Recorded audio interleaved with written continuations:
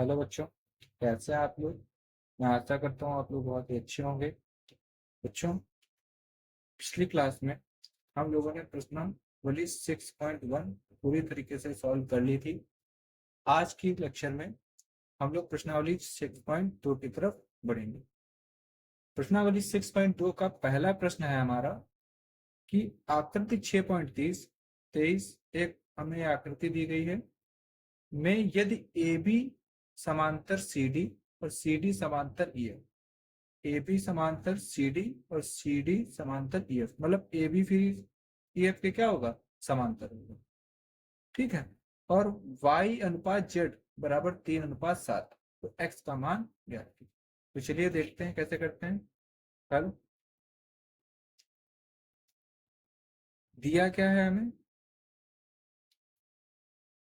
दिया है A B समांतर सी डी और सी डी समांतर ई एफ। ठीक। तो इसी प्रकार क्या होगा, ए बी समांतर किसके हो जाएगा, ई एफ के। समझ सकते हैं, ऐसा निकाल सकते हैं हम लोग। ठीक है। और क्या दिया हुआ है, और दिया हुआ है y अनुपात z बराबर 3:7।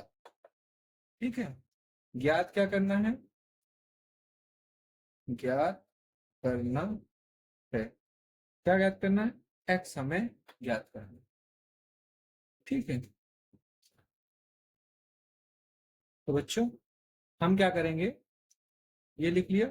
इसी के नीचे आप लोग, मैं इधर लाइन बना के कर रहा हूं, आप लोग नीचे ही करेंगे उसके। ठीक है। तो क्या हो जाएगा, अगर हम देखें तो यहां से अगर हम लोग y का मान निकालें तो क्या, मान लेते हैं y बराबर कितना हो जाएगा। अब कोई चीज अनुपात में होती है तो इसका मतलब उसे सेम नंबर से डिवाइड किया गया होगा, भाग किया गया होगा, तो सेम नंबर की गुणा कर लेते हैं। तो वो सेम नंबर हम लोग मान लेते हैं क्या है, a है। तो y का मान कितना हो जाएगा, 3a, और z का मान कितना हो जाएगा, 7a। ठीक। तो इस ग्राफ में हम लोग देख लेते हैं, y का मान 3a और z का मान 7। ठीक है, इतनी बात समझ में आ रही है। ठीक। अब आप लोगों ने देखा होगा कि x और y, अगर इनको हम जोड़ें, x और y को जोड़ें, इसको x प्लस y बराबर 180। क्यों, क्योंकि हमने परिचय जब हम लोगों ने इसका देख रहे थे तो ये क्या होते हैं, सह अंता कोण। क्या है ये, सह अंता कोण। और सह अंता कोणों का, सह अंता कोण मतलब एक ही रेखा के एक ही तरफ के कोण, इनका योग कितना होता है, 180 डिग्री के बराबर। तो हमने लिख दिया। अब आप लोग एक चीज और देखें कि ई एफ समांतर क्या लिखेंगे, क्योंकि ई एफ समांतर किसके, ए बी। अगर ई एफ समांतर ए बी, अतः अतः क्या लिख सकते हो कि इनके एक एक्स बराबर जेड। क्या लिख सकते हो, एक्स बराबर जेड लिख सकते हैं। किससे, एकांतर कोण है। क्या ये, एकांतर अंतः कोण। क्या है ये, एकांतर। ये मैंने ये सब परिचय, आप लोग की परिचय वाला वीडियो आप लोग नहीं देखा है अगर, तो देखिए उसको, उसमें ये सब चीजें आप लोगों को समझ में आएंगी। तो एक्स जेड के बराबर हो जाएगा। ठीक, मतलब एक्स, ठीक है, मतलब एक्स की जगह क्या लिख सकते हो, जेड। ठीक है, एक्स की जगह क्या लिख सकते हो, जेड। तो इसको कुछ समीकरण दे रहे हैं, इसको मान लेते हैं, इसको एक समीकरण दे देते हैं, इसको दो, और इसको तीन, इसको चार। क्यों ऐसा समीकरण दे रहे हैं, क्योंकि हमें वैल्यू पुट करनी होती है। तो हम क्या कर रहे हैं, हम कर रहे हैं ये, पहले क्या करेंगे, समीकरण 4 का मान समीकरण 3 में। ठीक, समीकरण 4 का मान समीकरण 3 में, मतलब एक्स की जगह क्या लिख सकते हो, जेड, जेड प्लस वाई बराबर 180। ठीक है, इसको समीकरण दे दे रहे हैं हम लोग 5। फिर फिर फिर हम लोग लिखेंगे समीकरण 1 व 2 के मान 5 में। समीकरण 1 व 2 के मान समीकरण 5 में। ठीक, समीकरण 5 में रखेंगे, रखते हैं। जेड का मान कितना है, 7a प्लस वाई का मान कितना है, 3a बराबर 180। 7 + 3 कितना हो गया, 10a। 10a बराबर 180। तो a बराबर 180/10 कट हो जाएगा, कितना आएगा, a बराबर आ जाएगा हमारा 18। ठीक, a का मान मिल गया। अब a का मान अगर हमें मिल गया है, ठीक है, तो क्या करेंगे, यदि a का मान मिल गया है तो इसे हम लोग, मैं इधर कर रहा हूं, आप लोग नीचे ही लिखना, ठीक है। आप लोग नीचे से नीचे ही लिखते आएंगे, ठीक है। अब a का मान हम लोग, a का मान समीकरण 1 व 2 में, ठीक, तो 1 व 2 में रखने पर, ठीक, 1 व 2 में रख देते हैं। जहां से हमें y का मान क्या मिल जाएगा, 3 × 18, और z का मान क्या मिल जाएगा, z का मान बताइए, 7 × 18। तो y बराबर कितना आ गया, 54 डिग्री, और z बराबर कितना आ गया, 18 7 जब, बताइए, 126। ठीक है, तो जेड का मान हमें मिल गया, लेकिन हमें किसका मान चाहिए था, एक्स का। तो यहां लिख सकते हैं समीकरण 4 से, समीकरण 4 में क्या, एक्स बराबर जेड, मतलब एक्स का मान भी कितना आ जाएगा, 126 डिग्री। तो इस तरीके से हम लोग फर्स्ट वाले क्वेश्चन को सॉल्व करेंगे। कैसे करेंगे देख लीजिए। सबसे पहले ये लिखेंगे, फिर उसके नीचे हम लोग ऐसे इस तरीके से सोल्यूशन करेंगे, और उसके बाद इस तरीके से उसी के नीचे याद करेंगे। ठीक है, तो फर्स्ट क्वेश्चन आप लोगों को समझ में आ गया। हम लोग बढ़ते हैं सेकंड क्वेश्चन की तरफ। तो बच्चों, नेक्स्ट क्वेश्चन है हमारा कि आकृति 6.24, ये एक हमें आकृति दी गई है, में आकृति 6.24 में यदि ए बी समांतर सी डी, ए बी समांतर सी डी, ई एफ लंब है सी डी पर, ई ई एफ ये सी वाली डी वाली भुजा पे लंब, लंब मतलब 90 डिग्री का कोण बना रहे हैं। ये सब परिचय में हम लोगों ने डिस्कस किया है। और जी ई डी बराबर 126, जी ई डी मतलब ये पूरा कोण हमें दिया गया है यहां से यहां तक, इसका मान है 126 डिग्री। ठीक है, तो ए जीई, जीई एफ और एफ जीई ज्ञात करें। ठीक, तो चलिए देखिए कैसे करते हैं। सबसे पहले हम लिखेंगे हल, उसके बाद जो दिया है, तो दिया है, क्या दिया है हमें, दिया हुआ है कि ए बी जो है वो समांतर है सी डी के। ठीक है, तो ये बात दी हुई है। ठीक, दूसरी चीज क्या दी हुई है, दूसरा दिया हुआ है ई एफ, ई एफ समांतर, ई एफ समान सॉरी ई एफ क्या है, लंब, ये लंब का साइन होता है, लंब मतलब 90 डिग्री का कोण बना रहा है सी डी। और क्या दिया हुआ है, कोण जी ई डी बराबर 126 डिग्री। इतनी चीजें दी हुई हैं। ठीक, ज्ञात क्या करना है, ज्ञात करना है, क्या ज्ञात करना है, कोण ए जी ई कॉमा GEF, ठीक, कॉमा FGE, इतनी चीजें हमें ज्ञात करनी, ठीक है। तो ये तो हमारी वो चीजें हमने लिख ली जो हमें दी हुई थी और जो हमें ज्ञात करनी। अब हम इसको सॉल्व करें। कैसे सॉल्व करेंगे? इस ग्राफ में पहले हम लोगों ने देखा कि हमें, पहले हम ग्राफ में देखते हैं हमें कौन कौन सा कोड निकालना है। तो हमें निकालना है AGE, मतलब ये वाला कोड। एक तो ये निकालना है, फिर GEF ये वाला कोड निकालना है, और उसके साथ साथ FGE मतलब ये वाला कोड भी निकाल, ठीक। तो देखो,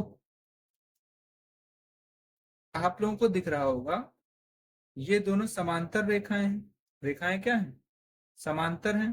तो AGE ये वाला जो कोण होगा वो इस वाले कोण के बराबर हो जाएगा। देखो, ये एक रेखा है, एक ये रेखा है, इसको एक तिर्यक रेखा काट रही है। परिचय में हम लोगों ने पढ़ा था, जब दो समांतर रेखाओं को एक तीसरी रेखा काटती है तो इसके एकांतर अंतःकोण क्या होता है? बराबर होता है।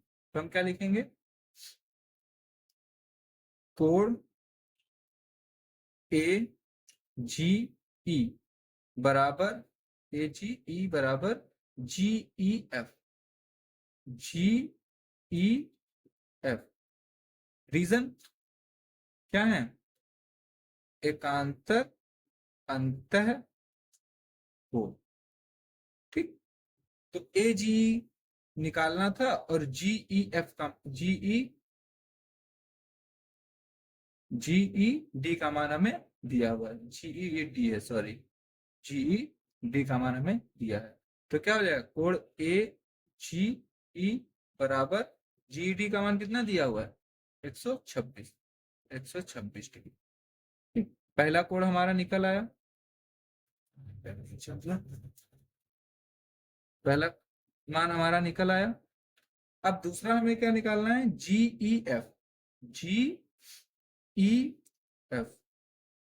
ठीक है। तो एक चीज देखो, GEF ये किस कोण में आ रहा है? तो हमें दिखेगा कि जो GEF है ये GED में ही आ जाएगा। क्यों? क्योंकि GED, GED बराबर होगा किसके? GEF, GEF plus FED, FED के। होगा कि नहीं होगा बताओ आप? GEF, GEF, GEF, ठीक है। ये जो GEF है इसमें देखो दो कोण बन रहे हैं, एक ये वाला और एक ये वाला। इन दोनों को जोड़ दो। GED में देखो दो कोण हैं, एक GEF मतलब ये वाला, और एक FED। इनको जोड़ोगे तो कितना आएगा? GED तो आएगा, और GED का मान हमें कितना दिया है? 126 डिग्री, ठीक है। और GEF ये तो हमें निकालना ही है, GEF हमारा ऐसे ही, ठीक है। प्लस FED ये कितना दिया हुआ है? 90 डिग्री दिया हुआ है, ठीक है। तो अगर ये दिया हुआ है, यहां लिख भी देंगे, क्या है? लिखेंगे दिया है। क्या है? दिया है, ठीक है। अब अगर हमको GEF का मान निकालना है तो इस 90 को उधर भेज दोगे, तो GEF, GEF बराबर क्या हो जाएगा? 126, इधर प्लस का था उधर भेजा माइनस का, ठीक। अब हमने क्या क्या इसको पलट भी दिया है साथ में। तो GEF का मान कितना आ गया? GEF का मान आ गया 190, घटा दो इसमें से 36 डिग्री, वो भी हमने निकाल लिया। नेक्स्ट हमें क्या निकालना है? FGE, FGE, FGE ये वाला कोड निकाल। तो ये भी बहुत इजी है। कैसे निकालोगे? मैं यहाँ लिख रहा हूँ, आप लोग आगे ही लिखेंगे, ठीक, इसी के नीचे लिखिए। देखो, कोड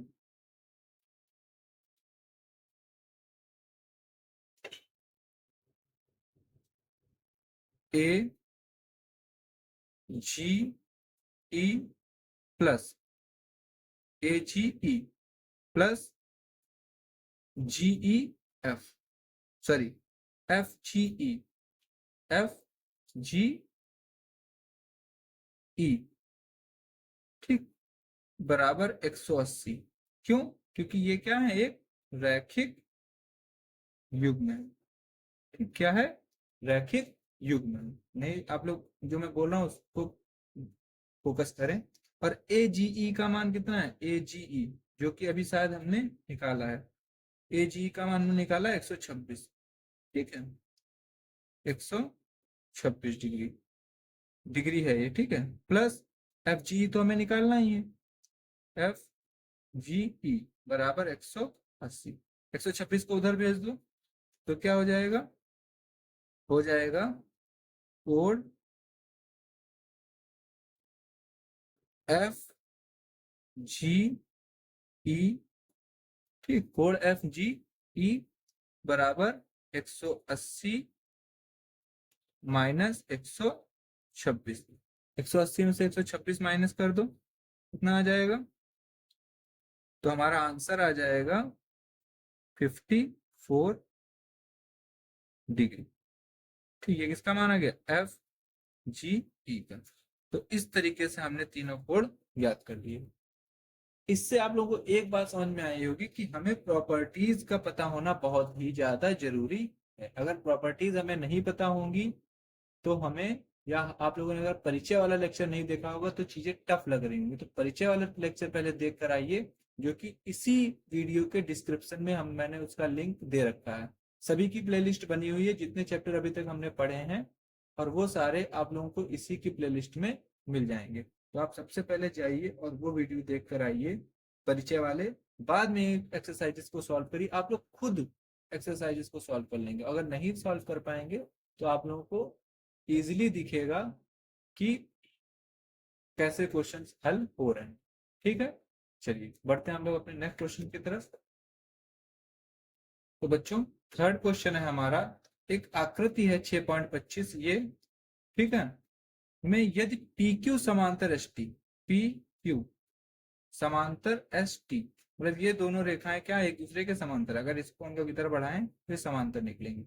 और पी क्यू आर बराबर 110, पी क्यू आर का मान 110, और R S T, R S T इसका मान 130 है। तो क्यू आर एस निकालना है, क्यू आर एस, मतलब ये वाला कोड हमें याद करना है। तो चलिए कैसे करते हैं। और इसमें हमको एक संकेत दिया हुआ है कि बिंदु आर से होकर एस के समांतर, बिंदु आर से होकर एस टी के समांतर, मतलब इस वाली रेखा के समांतर एक रेखा खींची। ठीक, तो चलिए जो संकेत दिया पहले वो कर लेते हैं हम लोग।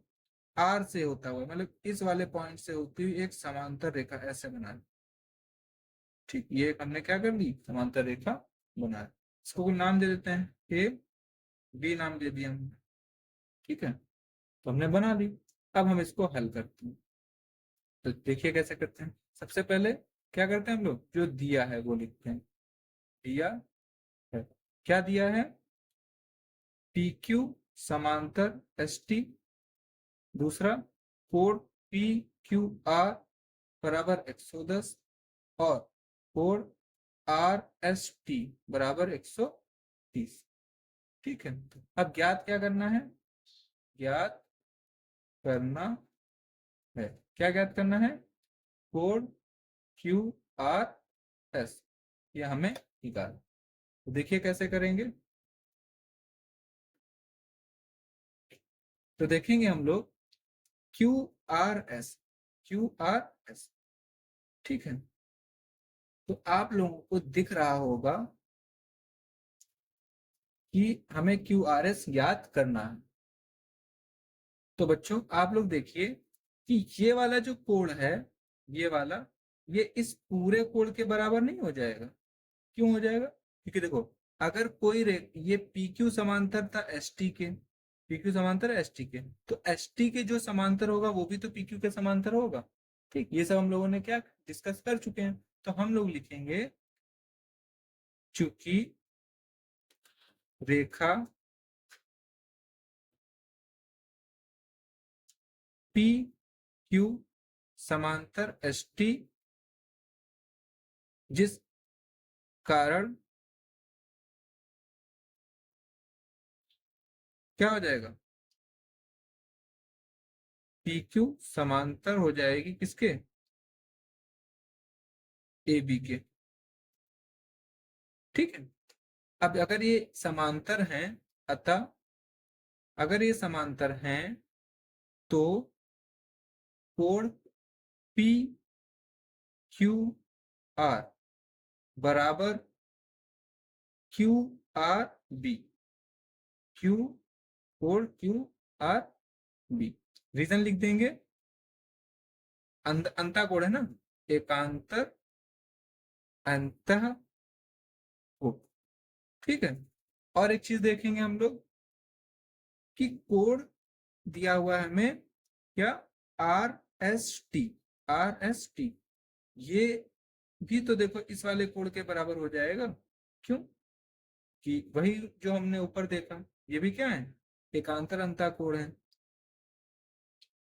तथा कोण आर एस टी बराबर किसके, A R S, A R S.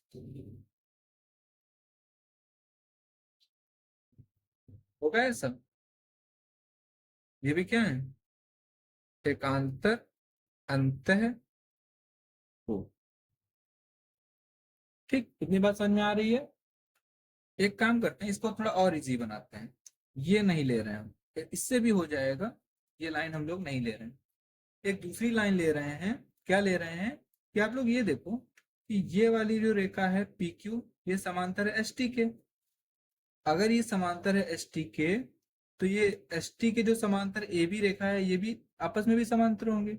और इनके एक चीज देखो, ये संगत कोण है ना, ये वाला कोण और ये वाला कोण क्या है, संगत कोण। और संगत कोणों का योग कितना होता है, 180 डिग्री। तो हम लिखेंगे कोण P Q R plus Q R या A R Q, A R Q, इनका योग कितना आना चाहिए, 180, जिसमें से पी क्यू आर का हमें मान दिया गया है, P Q are sorry P Q are है, मैंने ऐसे लिख दिया है। पी क्यू आर का मान कितना है, 110 प्लस कोण ए आर क्यू, ठीक, बराबर 180। अब जरा हम सॉल्व कर लेंगे इसको। तो कोण A R Q, A R Q बराबर कितना आ जाएगा, 180 माइनस 110, 180 माइनस 110 कितना हो जाएगा, 70। कितना आ जाएगा, 70। ए ए आर क्यू, इसका मान कितना आ गया, 70। मतलब हमारे इस वाले कोण का मान मिल गया है, जो कि है 70। अब आप लोग देखेंगे कि कोण A R Q, Q R S और क्यू आर पी, ये तीनों एक ही रेखा पर स्थित हैं। ठीक है, एक ही रेखा पर स्थित हैं। तो इन तीनों का योग कितना होना चाहिए, 180 डिग्री। ठीक, तो हम नीचे क्या लिखेंगे, कोण ए बी एक रेखा है। ठीक, अगर एक रेखा है तो क्या हो जाएगा, इस पर जितने भी कोण बन रहे हैं इनका योग क्या हो जाएगा, क्या हो जाएगा बताइए आप, 180 डिग्री। मतलब क्या क्या, ए आर क्यू, कोण A R Q plus Q R S, Q R S plus plus Q R B.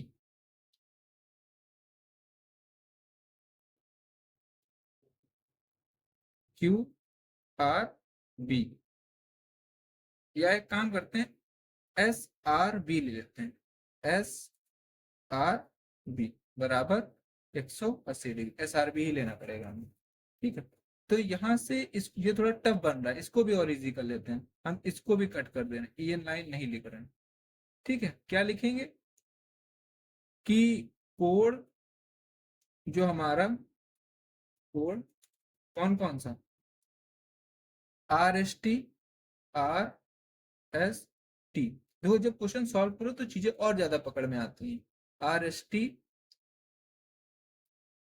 Plus ये वाला कौन सा है, S R B, S R B बराबर 180 डिग्री। क्यों? क्योंकि ये भी क्या है, संगत अंतः कोण। ठीक है, तो इनका मान भी कितना होना चाहिए, 180 डिग्री। अब ये वाली लाइन पे आप फोकस मत करना, ठीक है, मैंने इसको व्हाइटनर कर दिया। ठीक है, तो आर एस टी का मान आप लोगों को दिया हुआ है, कितना है, 130 डिग्री, प्लस कितना है, S R B, S R B बराबर 180। ठीक है, तो एस आर बी का मान कितना आ जाएगा, एस आर बी इसका मान आ जाएगा 180 में से 130 घटा दो, 50। ठीक, तो देखो और इजी हो गया। अब बस क्या करो, इसमें मान रख दो, ए R Q, A R Q इसका मान कितना निकाला था, 70, प्लस क्यू आर एस तो निकालना ही है, ठीक, प्लस एस आर बी कितना है, 50 बराबर 180। ठीक, यहाँ लिख सकते हो क्या है ये, रैखिक युग्म। ठीक, तो 70 प्लस 50 कितना हो गया, 70 प्लस 50 120, और 180 से 120 माइनस कर देंगे, इधर लेके आएंगे ना, तो कितना आ जाएगा, 60। ठीक, तो इस तरीके से हम लोग थर्ड वाला क्वेश्चन भी सॉल्व कर लिए। फिर से देख लो एक बार। सबसे पहले जो हमें दिया है वो लिखा, फिर जो ज्ञात करना है वो लिखा, फिर हम किस, देखो कई तरीके से ये क्वेश्चन सॉल्व हो सकते हैं, एक मेथड नहीं। देखो पहले मैं कुछ और मेथड लगा रहा था, लेकिन जब मैंने देखा कि ये तो और इजी हो सकता है, ठीक, उस मेथड से थोड़ा लंबा जाता है क्वेश्चन, इस वजह से जब मैंने देखा कि ये क्वेश्चन और शॉर्ट हो सकता है, तो मैंने वो किया। मैंने क्या किया, मुझे दिखा कि ये दोनों रेखाएं आपस में समांतर हैं, तो इनके संगत अंतःकोण, देखो हमें किसका मान निकालना था, हमें इस वाले का मान निकालना था। ये वाला मान कैसे निकलता, इस रेखा पर जितने कोण बने थे उनका अगर हम मान निकाल लें तो ये वाला मान निकल आए। तो इस रेखा पर बने कोणों को मान हम लोगों ने कैसे निकाला, ये देखा, ये वाली रेखा इस वाली रेखा के समांतर है, अगर समांतर है तो ये वाला कोण प्लस ये वाला कोण कितना होना चाहिए, 180 डिग्री। तो हमने जब इसको लगाया तो इस वाले कोण का मान हमें 70 मिल गया। सेम ऐसे ही ये वाली रेखा भी इस रेखा के समांतर है, तो इसमें भी संगत कोण का मान कितना होगा, 180 डिग्री। मतलब क्या हुआ, मतलब इससे भी हमें क्या मिल गया, इसको इस कोण का मान मिल गया। अब देखो इसके इस रेखा पर बने दो कोणों का मान निकल पता हो गया, तीसरे का हम लोग निकाल सकते हैं क्योंकि रैखिक युग्म है। तो जब हमने इसको सॉल्व किया तो कितना आ गया, 70 प्लस, मतलब तो हमारा आंसर आ गया 60 डिग्री। ठीक है, तो इस तरीके से हम लोगों ने अपना थर्ड क्वेश्चन भी सॉल्व कर लिया। ठीक है, बढ़ते हैं अपने नेक्स्ट क्वेश्चन की तरफ। तो बच्चों हमारा फोर्थ क्वेश्चन है कि आकृति 6.26 में, ये क्वेश्चन तो आप लोग अपने आप कर लेंगे, 6.26 में यदि ए बी समांतर है सी डी के, और कोण A P Q, A P Q बराबर 50 डिग्री, मतलब ये वाला 50 डिग्री दिया है, और पी आर डी बराबर 127, तो एक्स और वाई के मान क्या, ये निकालना है और ये निकालना। तो देखो क्या करेंगे, पहले हम लोग लिखेंगे क्या दिया है, क्या दिया है कि को ए बी, इनको क्या बोलते हैं, समांतर है सी डी के। फिर दिया है कोण, कोण पी आर डी बराबर 127, और क्या दिया है, कोण ए पी क्यू बराबर 100 नहीं 50। ठीक, ये 27 डिग्री है और ये 50 डिग्री, कितना दिया है, ज्ञात क्या करना है,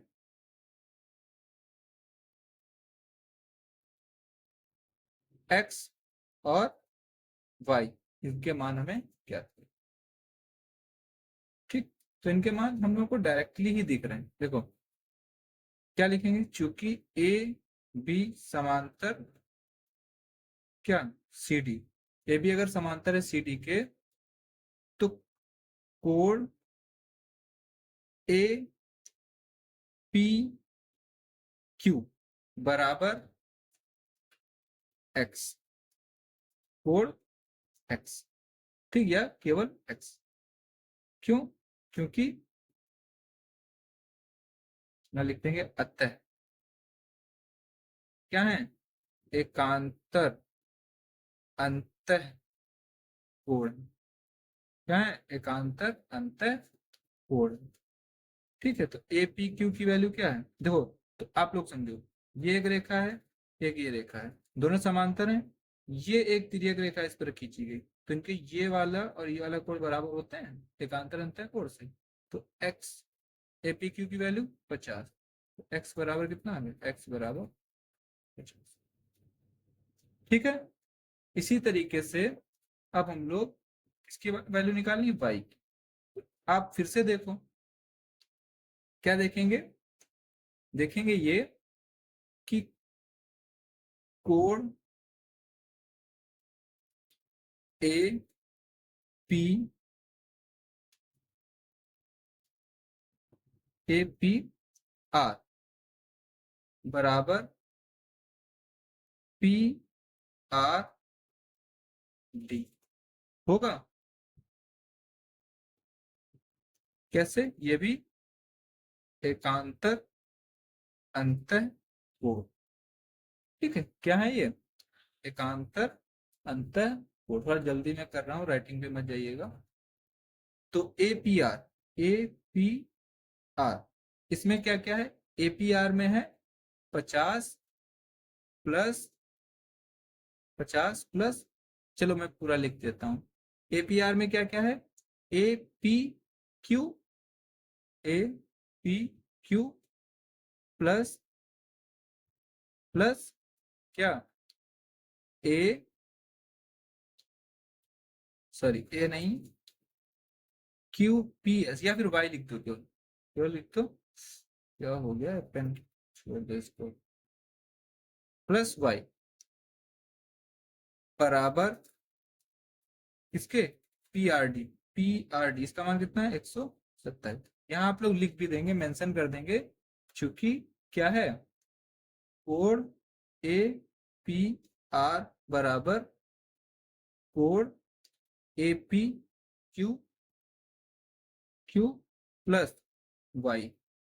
ठीक, तो A P Q, A P Q इसका मान कितना है, 50 प्लस वाई तो निकालना ही है, और 127। तो वाई का मान यहाँ से कितना आ जाएगा, 127 में से 50 माइनस कर दो, तो आ जाएगा हमारा,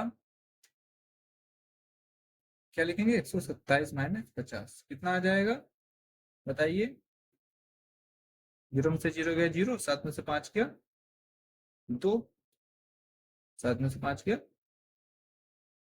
सॉरी गलत लिख दिया, डिग्री जीरो कहाँ से आ गया, 7 में से जीरो गया 7, और 12 में से 5 गया 7, कितना आ जाएगा, 77 डिग्री। ठीक है, तो इस तरीके से हमने फोर्थ क्वेश्चन भी अपना सॉल्व कर लिया। बढ़ते हैं नेक्स्ट क्वेश्चन की तरफ। बच्चों, इस प्रश्नावली का आखिरी क्वेश्चन है, आकृति 6.27 में PQ और RS दो दर्पण हैं जो एक दूसरे के समांतर रखे हैं। ये दो दर्पण हमें दिए गए हैं, ठीक है, जो कि एक दूसरे के समांतर हैं। ठीक है, एक आपतन किरण AB, एक किरण है AB, PQ से टकराती है, PQ से टकरा गई, और परावर्तित किरण BC पर चलकर B से C चल, परावर्तन होने के बाद B से C चलकर दर्पण RS से टकराई, और फिर पुनः C से D के अनुदिश परावर्तित हो गई। हमें ज्ञात बताना है, सिद्ध करना है कि AB CD के समांतर है। ठीक, तो चलिए देखते हैं कैसे करेंगे।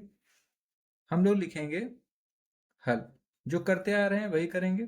क्या लिखेंगे, पहले क्या लिखेंगे, दिया है, क्या दिया है कि पी क्यू समांतर आर एस सबसे पहले तो दिया है यही, ठीक है। और क्या दिया है, ए बी दर्पण पी क्यू को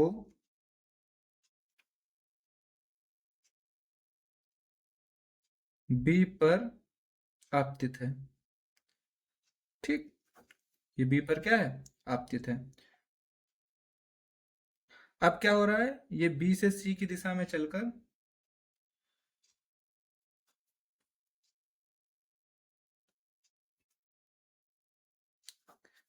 बी सी की दिशा में चलकर दर्पण आर एस को सी पर टकराकर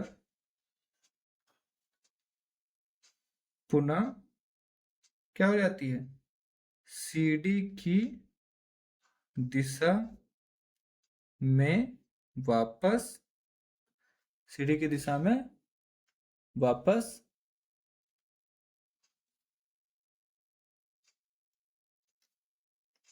मुड़ती है, ठीक है। इतनी बात तो ये हमें दिया हुआ है। अब सिद्ध क्या करना है वो लिखेंगे, सिद्ध करना है। क्या सिद्ध करना है कि जो ए बी है वो समांतर है सी डी के, यह हमें सिद्ध करना है। तो अब इसको सिद्ध करने के लिए हम लोग कुछ रचनाएं बनाएंगे। पहली रचना हम लोग करेंगे क्या, क्योंकि यहाँ पे परावर्तन का नियम लग रहा है, तो इस वजह से इन पर जहां पर परावर्तन होता है वहां पर हम लोग लंब बना लेते हैं, ठीक। तो ये पर हमने एक लंब बनाया एम, और एक लंब हम यहाँ पर बनाएंगे, दो जगह पर परावर्तन हो रहा है ना, तो दो जगह पर हमने लंब बना लिया, एक जगह पर एम और एक जगह पर M। क्या किया हमने, रचना क्या की है, हमने रचना की है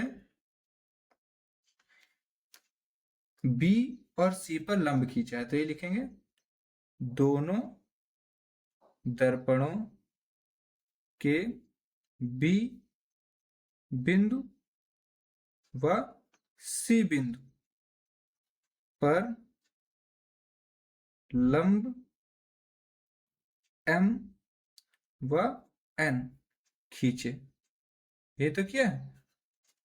उसके बाद में अब हमने जब ये लंब खींचे तो हमें पता है जब परावर्तन होता है तो इनके आपतन कोण तथा परावर्तन कोण क्या होते हैं, बराबर। मतलब ये यहाँ पर इसको अगर 1 ले लें, इसको 2, तो 1 बराबर 2, ऐसे ही ये 3 ले लें और 4, तो 3 बराबर 4, ये चीजें हो जाएंगी। तो हम लिखेंगे अतः परावर्तन के नियम से, परावर्तन के नियम से क्या हो जाएगा, कोण 1 बराबर कोण 2, ठीक है, और कोण 3 बराबर कोण 4। इसको समीकरण 1 दे दे रहे हैं, इसको 2 दे दे रहे हैं, ठीक है। तो अब आप लोगों को दिख रहा होगा कि अगर ये वाला कोण इसके बराबर है और ये वाला कोण इसके बराबर है, तो क्या हो जाएगा कि अब आप लोगों को यहां से एक बात समझ में आएगी कि देखो, चूंकि पी क्यू समांतर है आर एस के, पी क्यू समांतर है आर एस के, अतः जो हमारे लंब हैं कौन कौन से, बी एम समांतर हो जाएगा N C S C N के, हो जाएगा।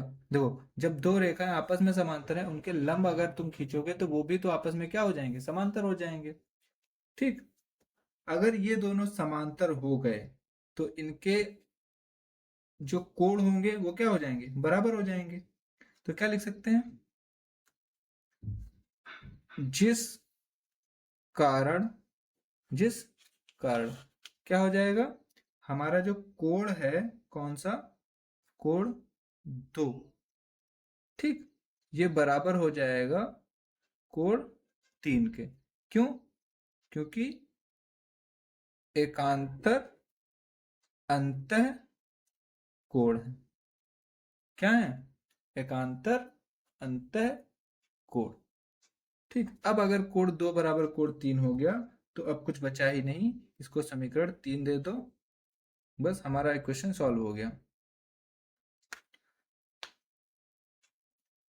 ठीक, अब हमें ये दिखेगा समीकरण 1, 2 व 3 से क्या दिखेगा कि जो कोण 1 है ये बराबर हो जाएगा कोण 4 के।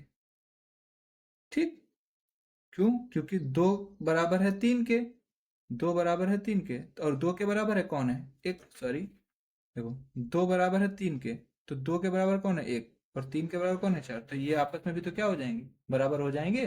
इतनी बात समझ में आ रही है? समझ में आ रही है ना? इसको दे देते हैं समीकरण 4। अब कुछ बचा नहीं। अब यहाँ पर आप देखो क्या हुआ, 1 बराबर हो गया 2 के। हमारा ये जो कोण है 1, ये बराबर हो गया कोण 4 के।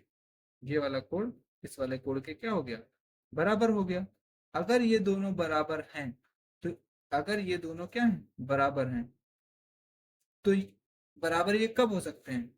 जब ये जो रेखा इनको काट रही है, या जिस ये वाली एक रेखा है और एक ये रेखा है, इनको जब कोई तीसरी रेखा काटेगी और ये दोनों अगर समांतर होंगे तभी क्या होगा? ये बराबर हो पाएंगे, वरना बराबर नहीं हो पाएंगे।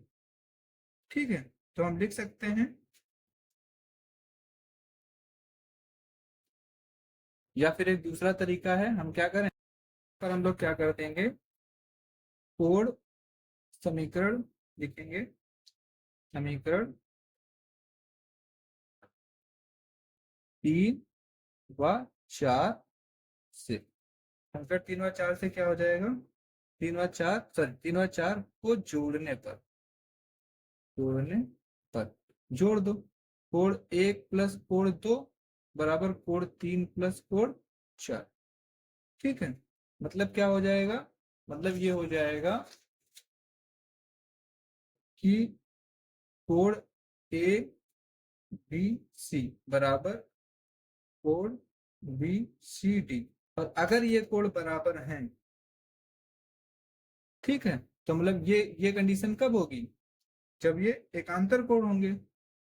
अतः यह एकांतर कोण है, नहीं अतः नहीं, चूंकि, चूंकि ये क्या है? एकांतर कोण है। ठीक, और जब एकांतर कोण बराबर होते हैं तब क्या होता है? जिनके ये एकांतर कोण होते हैं वो भुजाएं एक दूसरे के क्या होती हैं? समांतर होती हैं। क्या हो गया? इति सिद्धम। तो इस तरीके से हम लोगों ने अपनी एक्सरसाइज को कंप्लीट कर लिया। इस वाले क्वेश्चन को आप लोग फिर से देख लीजिए, मैं आप लोग को दोबारा समझा देता हूँ। क्या है, हमें ये सब कुछ दिया था, ठीक है, हमें सिद्ध क्या करना था, ये ए बी जो भुजा है ये सी डी के समांतर है। हमने क्या किया, हमने क्या किया, क्योंकि ये यहाँ पर परावर्तन हो रहा है, यहाँ पर क्या हो रहा है? परावर्तन। तो परावर्तन अगर हो रहा है तो हमने इनमें लंब बना लिए, दोनों तरफ क्या कर लिया? लंब बना लिया। बी पर एक लंब खींच दिया और एक सी पर लंब खींच दिया। अब अगर लंब खींचा है हमने तो परावर्तन के नियम से क्या होगा? कोण 1 बराबर हो जाएगा 2 के और 3 बराबर हो जाएगा 4 के। ठीक है, अब एक चीज हमें यहां से दिख रही है, क्योंकि पी क्यू और आर एस क्या है? समांतर हैं एक दूसरे के। और अगर समांतर हैं तो ये जो दो हमने लंब खींचे हैं, एक इस वाली रेखा पर और एक इस वाली रेखा पर, तो ये भी एक दूसरे के क्या हो जाएंगे? समांतर हो जाएंगे। अगर समांतर हो जाएंगे तो इसकी वजह से क्या होगा? जो हमारा कोण 2 है वो 3 के बराबर हो जाएगा। क्यों? क्योंकि देखो ये क्या बना रहे हैं, एक ये रेखा है और एक ये रेखा है, एक ये कोण बन रहा है और एक ये, तो ये भी ये एकांतर कोण है और ये क्या हो जाता है? बराबर हो जाता है। तो कोण 2 बराबर क्या हो जाएगा? अब हमें एक चीज दिख रही है कि 2 बराबर 3 है और यहाँ पर क्या है? 1 बराबर 2, 3 बराबर 4। इसका मतलब 1 बराबर क्या हो जाएगा 4। और अब हम क्या करेंगे, समीकरण 4 और 3 को जोड़ देंगे, जिससे हमें क्या मिलेगा, जिससे हमें ये मिलेगा कि ये वाला कोड 1+2 बराबर 3+4, ये क्या हो गया, ये हमें दिख रहा है कि एक रेखा है और ये दो रेखाएं हैं जो इन दोनों को काट रही है। और जब कोई एक रेखा दूसरी रेखा को, दो रेखाओं को काटती है तो उनके एकांतर कोण तभी बराबर होते हैं। उल्टा कर दो अपनी बात को, एक दो समांतर रेखाओं को जब कोई एक तीसरी रेखा काटती है तो उसके एकांतर कोण बराबर होते हैं। इस बात को उल्टा कर दो, अगर किसी के एकांतर कोण बराबर हैं तो वो दोनों रेखाएं क्या हो जाएंगी, एक दूसरे के समांतर हो जाएंगी। तो उस उल्टे करने से हमें ये चीज हमारी सिद्ध हो। तो इसी के साथ हमारा जो एक्सरसाइज 6.2 था कंप्लीट होता है। और न्यू सिलेबस जो हमारी न्यू बुक आई है एनसीईआरटी की, उसके हिसाब से हमारा प्रश्नावली सॉरी चैप्टर 6 पूरी तरीके से कंप्लीट होता है। ठीक है, अगर आप लोगों को ये लेक्चर अच्छा लगा हो तो प्लीज लाइक कर दें, साथ ही साथ चैनल को सब्सक्राइब कर लें, जिससे आप लोगों को डेली नोटिफिकेशन मिल जाए। नोटिफिकेशन पाने के लिए आप लोगों को बेल आइकन भी दबाना पड़ेगा। ठीक है, और अगर वीडियो अच्छा लगे तो प्लीज कमेंट करके हमें बताएं। चलिए मिलते हैं नेक्स्ट लेक्चर में, तब तक के लिए जय हिंद।